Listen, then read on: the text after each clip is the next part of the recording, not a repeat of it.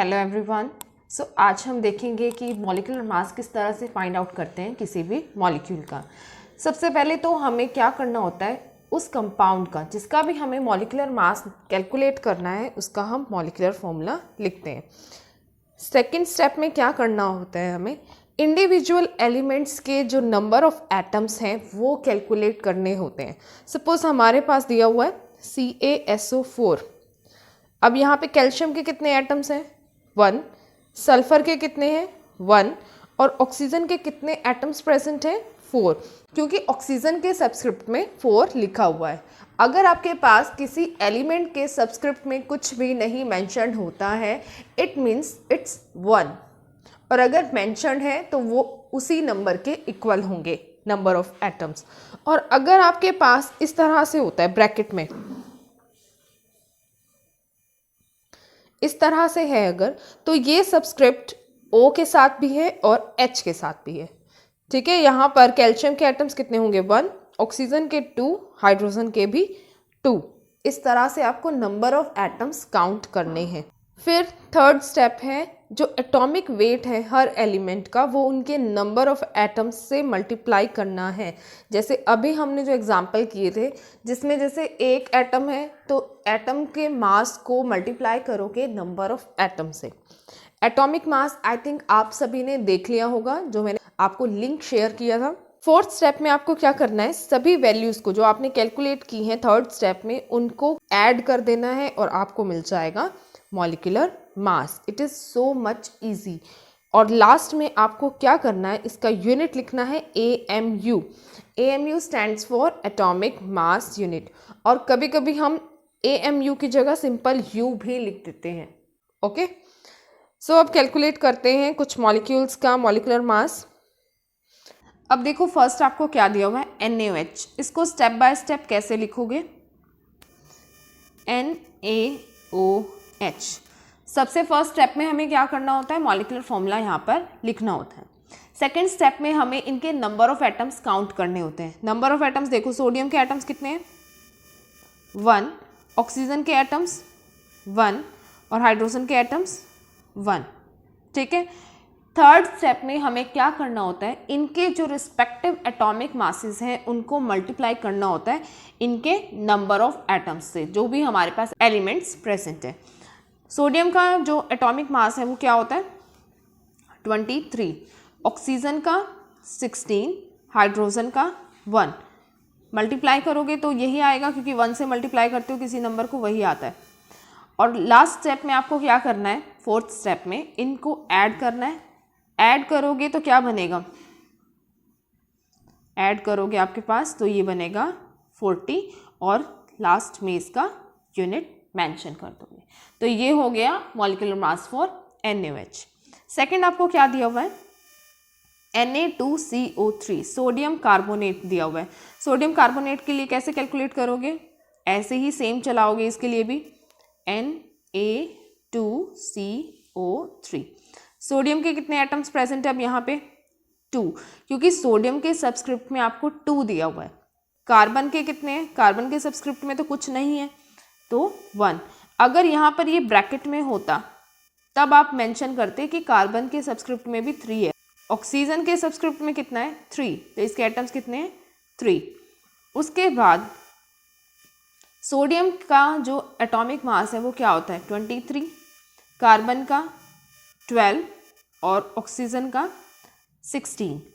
इसको मल्टीप्लाई करो, ये क्या आएगा 46, 12 1s are 12, 16 3s are 48। जब इनको ऐड करोगे तो क्या बनेगा 106 AMU। तो ये हो गया molecular mass for sodium carbonate Na2CO3। Next आपको दिया हुआ है KCl। KCl के लिए काउंट करते हैं अब KCl, पोटेशियम क्लोराइड। पोटेशियम कितने प्रेजेंट है यहाँ पर 1 और क्लोराइड ये भी 1। तो पोटेशियम का मास कितना होता है 39 और क्लोरीन का 35.5। इसको मल्टीप्लाई करोगे 1 से तो यही आएगा 35.5 इनको ऐड करोगे तो क्या बनेगा आपके पास 74.5 AMU। ये हो गया molecular mass for potassium chloride. Chlorine का मास 35.5 ही लिखना है, 35 नहीं लिखना है। ओके, नेक्स्ट आपको क्या दिया हुआ है, मैग्नीशियम सल्फेट MgSO4। मैग्नीशियम कितने प्रेजेंट है 1, सल्फर ये भी 1 और ऑक्सीजन कितने प्रेजेंट है 4, क्योंकि ऑक्सीजन के सबस्क्रिप्ट में 4 दिया हुआ है। मैग्नीशियम का मास कितना होता है, सल्फर का कितना होता है 32, ऑक्सीजन का 16। आपको एटॉमिक मासेस लर्न होने चाहिए, तभी आप मॉलिक्यूलर मास कर सकेंगे कैलकुलेट, परसेंटेज कंपोजिशन कैलकुलेट कर सकेंगे, मॉलिक्यूलर फॉर्मूला और एम्पिरिकल फॉर्मूला की डेरिवेशन कर सकेंगे। आपको ये एटॉमिक मासेस लर्न होने चाहिए। अब देखो आगे ये कितना आएगा 24, 32, 64। ठीक है, ये हो गया। इनको ऐड करोगे तो क्या बनेगा आपके पास 64 प्लस 32 प्लस 24, ये हो जाएगा आपके पास, ये हो जाएगा आपके पास यहाँ पर 120।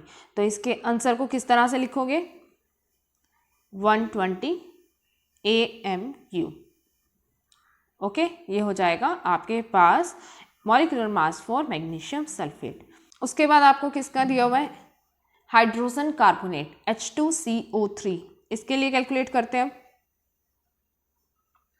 H2CO3।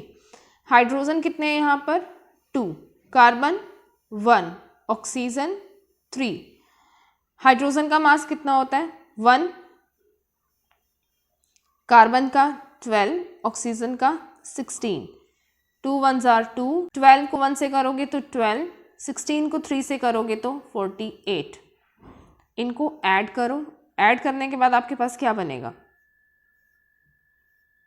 62 AMU।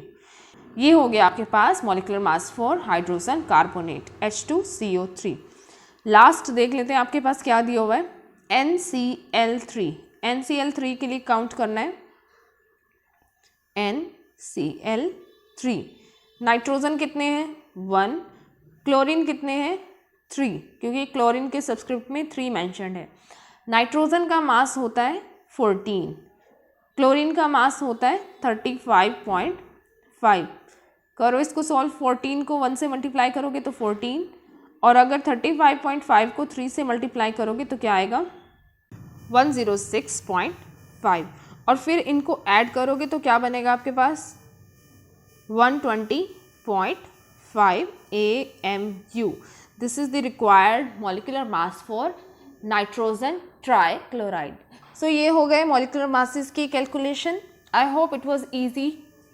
इसको एक बार इसके पॉइंट्स को अच्छे से समझना, खुद भी कुछ मॉलिक्यूल्स की प्रैक्टिस करना, मॉलिक्यूलर मास कैलकुलेट करने की, आपको इजीली लर्न हो जाएंगे, बट आपको एटॉमिक मासेस लर्न होने चाहिए। So this was all about this lecture, this topic. Thank you.